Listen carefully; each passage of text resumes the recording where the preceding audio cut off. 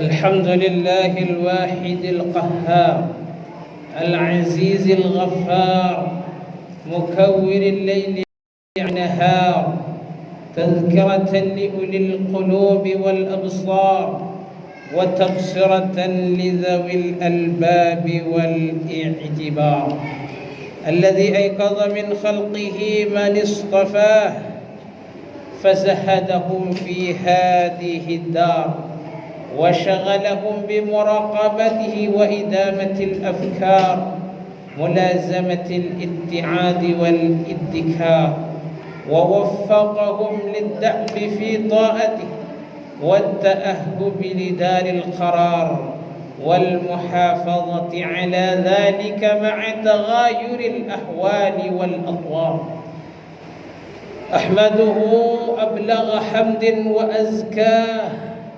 وأشمله وأنماه أشهد أن لا إله إلا الله البر الكريم الرؤوف الرحيم وأشهد أن محمدا عبده ورسوله وحبيبه وخليله صلوات الله وسلامه عليه وعلى سائر النبيين وآل كل وسائر الصالحين أما بعد قال الله تعالى في كتابه الكريم بعد أعوذ بالله من الشيطان الرجيم بسم الله الرحمن الرحيم يا أيها الذين آمنوا اتقوا الله حق تقاته ولا تموتن إلا وأنتم مسلمون واعتصموا بحبل الله جميعا ولا تفرقوا واذكروا نعمة الله عليكم إذ كنتم أعداء فألف بين قلوبكم فأصبحتم بنعمته إخوانا صدق الله العظيم أوصي نفسي وإياكم بتقوى الله وطاعته faqad fazal muttaqun. Hadirin sidang salat jamaah Jumaat Masjid Al-Muttaqin rahimakumullah. Bersama-sama kita tingkatkan ketakwaan ini hanya kepada Allah Azza wa Jalla dengan sebenar-benar takwa, imtithalu awamirillah wajtinabu nawahihi, sedaya upaya berusaha sekuat tenaga untuk mengikuti apa yang telah diperintah oleh Allah dan menjauhi segala apa yang dilarang oleh Allah. Di antara perintah-perintah Allah yang basic sekali, yang sangat penting dalam kehidupan ini, yaitu mudah rukun Islam mesti kita lakukan dan kita amalkan. Terutama yang pertama, berikrar asyhadu an la ilaha illallah wa asyhadu anna Muhammadar Rasulullah. Dan setelah itu pastikan kita, anak-anak kita, keluarga kita jangan tinggal salat. Salat 5 waktu berjamaah, bukan di rumah tetapi di masjid. Kerana Rasulullah bersabda, khawatir di akhir zaman ini hanya masjid-masjid megah, tetapi masjid tidak dirapikan, tidak dimakmurkan lagi, tidak diramaikan dengan beribadah. Masjid besar, indah dan cantik, tetapi tidak ada isinya. Khawatir akhir zaman ini akan terjadi seperti itu, kata Rasulullah. Dan akhirnya murka Allah akan datang kepada kita. Na'udzubillah. Kita bersama-sama berdoa, raikan perintah-perintah Allah, makmurkan masjid ini dengan menunaikan salat 5 waktu berjamaah di masjid-masjid. Banyak di antara perintah-perintah, di antaranya juga zakat bagi yang sudah ada kemampuan, berpuasa nanti di bulan Ramadan, dan haji bagi yang telah berpuasa diberikan kemampuan pulang dan perginya. Adapun larangan Allah yang setiap hari atau setiap Jumat diingatkan oleh khatib, jauhi larangan-larangan Allah. Orang Islam, orang mukmin, orang beriman, jangan mencuri, Jangan khianat, jangan berdusta. Bagi yang berdagang, jangan mencuri dagangan dan timbangan. Jangan kurangi timbangan, harus dipenuhi dengan seadil-adilnya. Yang bekerja di kantor-kantor, jangan mengurangi jam kerja, karena itu bagian dari pencurian. Itu yang dilarang oleh Allah Azza wa Jalla. Jangan mabuk, jangan meminum khamr dan arak, dan jangan berjudi. Itu makna jauhi perintah-perintah Allah Subhanahu wa taala. Hadirin rahimakumullah.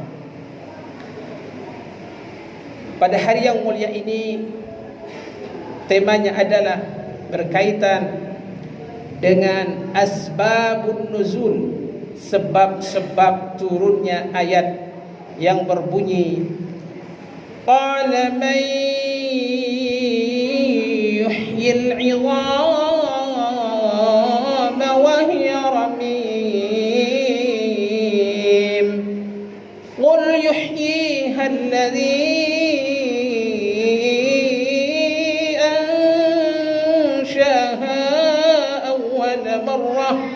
وهو بكل خلق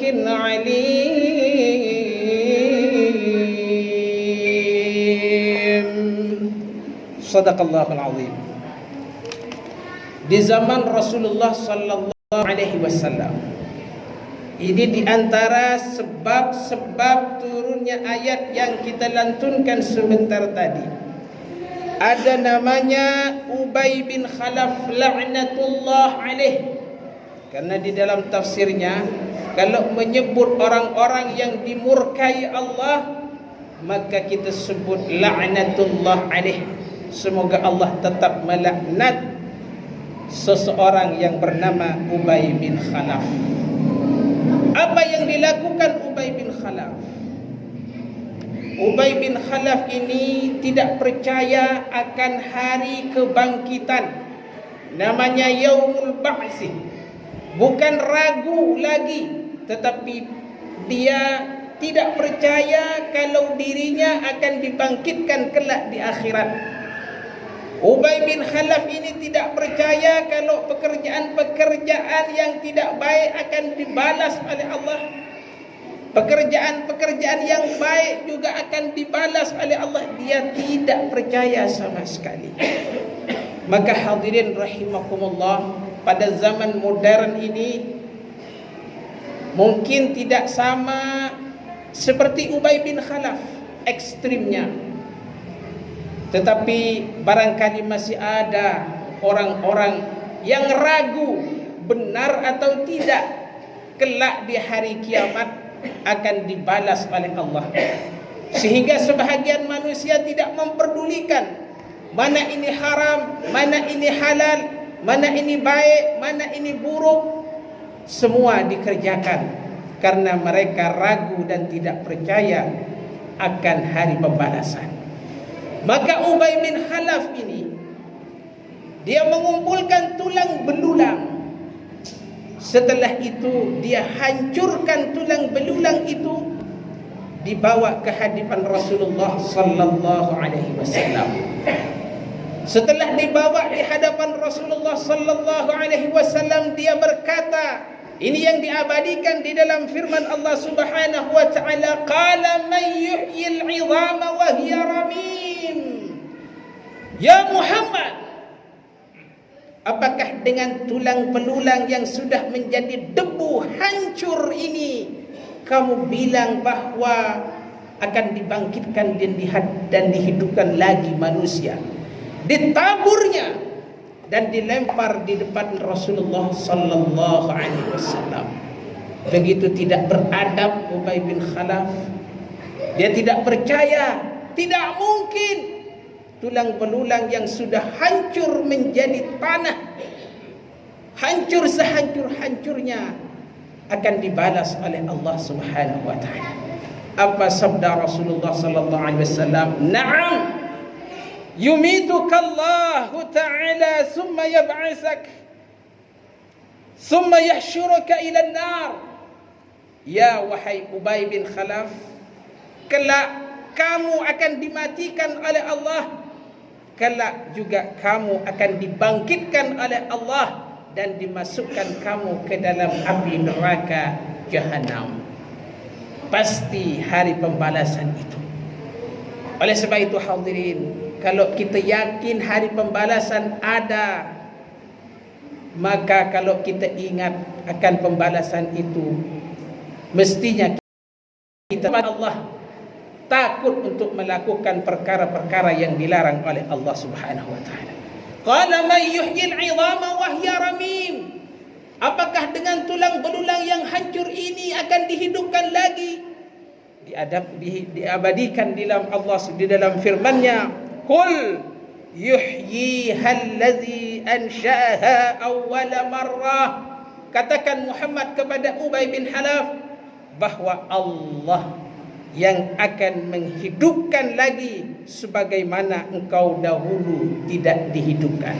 Sebagaimana dulu kalian kita semua ini tidak ada, maka Allah hidupkan dan Allah matikan. Setelah itu Allah bangkitkan lagi. Allah banyak memberikan tamsil. Wa daraba lana masalan wa nasiya khalqah, kata Allah. Aku telah banyak memberi perumpamaan di dalam Al-Quran, tetapi manusia lupa akan kejadiannya, lalai akan kejadiannya, sehingga dia tidak percaya dan tiba-tiba berbantah-bantahan memusuhi Allah dan tidak percaya kepada yaumul ba'thi, hari pembangkitan itu. Kul, katakan lagi Muhammad, yuhyiha alladhi ansha'aha awwala marrah wa huwa bikulli khalqin alim. Alladhi ja'ala lakum minasy syajaril akhdari naran fa idza antum minhu tuqidun.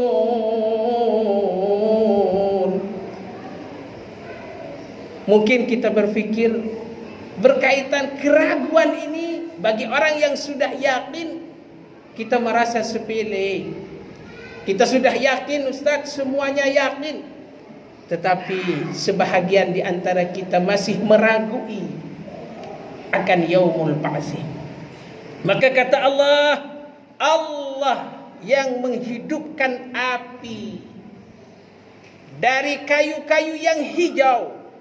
Kemudian dari kayu-kayu yang hijau itu menyala. Pada zahirnya kita yang menyalakan dengan korek api. Tetapi kalau Allah tidak nyalakan, tidak hidupkan api itu, mustahil akan hidup. Ini tauhid. Tauhid untuk anak-anak kita. Jangan sampai tauhid ini diserang oleh sekelompok yang tidak bertanggung jawab sehingga ragu akan hari pembalasan. Allah yang menghidupkan api, menyalakan api melalui kayu-kayu yang hijau. Teks aslinya dalam tafsirnya adalah dari kayu, dari tanah Allah turunkan hujan, kemudian tumbuh buah-buahan, pohon-pohon yang subur, kemudian pohon-pohon itu hijau. Setelah hijau kering. Setelah kering, kemudian kita mudah untuk menyalakan api dan terbakar. Siapa yang menghidupkan itu? Allah. Innama amruhu idza arada syai'an ay yaqula lahu kun fayakun. Kalau Allah berkehendak, maka terjadi dan menyala. Tetapi kalau Allah tidak berkehendak, apapun upaya kita dengan korek api yang besar apapun, maka tidak akan menyala. Hadirin rahimakumullah, banyak dalam ayat-ayat yang lain Allah menjelaskan betapa keraguan ini sejak zaman dahulu ada, zaman sekarang pun juga ada. Maka dalam ayat yang lain Allah sebutkan, fa inna khalaqnakum ya ayyuhan nas, wahai manusia, in kuntum fi raibin minal ba'thi, kalau kamu ragu akan hari kebangkitan, hari pembalasan, fa inna khalaqnakum, aku yang menciptakan kamu, summa min nutfatin fa inna khalaqnakum min turabin. Aku ciptakan kamu dari tanah, Adam dari tanah, summa min nutfatin, dari saripati tanah tumbuh buah-buahan makanan, kemudian dari saripati itu menjadi saripati air mani, summa min alaqatin, kemudian dari hubungan suami istri, keluarga, ayahanda ibunda kita menjadi segumpal darah dan menjadi segumpal daging yang terbentuk sempurna, sebahagiannya tidak terbentuk sempurna. Tujuannya apa? Kata Allah, linubayyina lakum, untuk menjelaskan kepada kalian bahwa kita ini pada hakikatnya dahulu tidak ada, tidak wujud, tidak dilahirkan, kemudian wujud dan dilahirkan, kemudian dimatikan, dan setelah itu dibangkitkan kelak dan akan dibalas oleh Allah Subhanahu wa taala. Faman ya'mal mithqala dzarratin khairan yarah wa man ya'mal mithqala dzarratin syarran yarah. Faman ya'mal mithqala dzarratin syarran yarah wa man ya'mal mithqala dzarratin khairan yarah. Sejelek apapun, sekecil apapun kejelekan yang kita lakukan akan dibalas oleh Allah. Sekecil apapun kebaikan, Allah akan berikan pahala kepada kita semua. Hadirin rahimakumullah, di antara kita sebahagian yakin akan hari pembalasan, tetapi meremehkan hal-hal yang kita kerjakan. Sesungguhnya kejelekan, keburukan, apapun sekecil apapun, sebelum nanti dibalas di akhirat, sebenarnya akan dibalas oleh Allah Subhanahu wa taala di dunia. Kebaikan yang kita lakukan akan kembali bukan kepada Allah, kembali kepada diri jenengan sekalian. Kejelekan, pencurian, pengkhianatan, mabuk-mabukan dan lain sebagainya, fitnah adu domba yang kelihatannya mengadu domba saudaranya, sungguh di dunia akan mendapatkan pembalasan itu sebelum kelak di akhirat. Hadirin rahimakumullah, untuk memantapkan tauhid, supaya tauhid ini tetap kekal sampai ila qiyamah, sampai akhir ajal di kerongkongan ini, maka hadirin rahimakumullah, Rasulullah sallallahu alaihi wasallam memberikan tip yang sangat mudah. Jangan tinggal zikir, tasbih, tahmid dan tahlil. Apa itu? Subhanallah, walhamdulillah, wala ilaha illallah, wallahu akbar. Mi'ata marrah, 100 kali sekurang-kurangnya. Kalau kami diberi ijazah oleh guru kami, la ilaha illallah dibaca 1000 kali, dibaca 100 kali minimal. Hadirin rahimakumullah, sekurang-kurangnya yauman wa lailatan, 24 hour, 24 jam. Jangan lepas zikir la ilaha illallah 100 kali minimal. Kalau jenengan mampu usahakan 1000 kali, fa insyaallah akan ada bekas-bekas terbaik di dalam hati. Fa insyaallah dengan tasbih ataupun tahlil, tahmid, penyakit-penyakit hati yang suka mengadu domba, memfitnah, mencuri, mabuk-mabukan, berjudi, insyaallah minta pertolongan Allah, mudah-mudahan kita diberikan kekuatan untuk meninggalkannya, dan mudah-mudahan kita terus, terutama jangan tinggal salat 5 waktu. Pesan kepada anak kita, pesan kepada istri kita, keluarga semuanya, ku anfusakum wa ahlikum nara wa quduhan nas wal hijarah. Selamatkan dirimu dan keluargamu dari kobaran api neraka jahanam, terutama selamatkan dengan salat 5 waktu. Mudah-mudahan kita dapat ridha Allah Subhanahu wa taala, mendapatkan syafaat Rasulullah sallallahu alaihi wasallam. Aqulu qawli hadza wa astaghfirullahal azim li wa lakum wa lisairil mu'minina wal mu'minat wal muslimina wal muslimat fastaghfiruhu innahu huwal ghafurur rahim.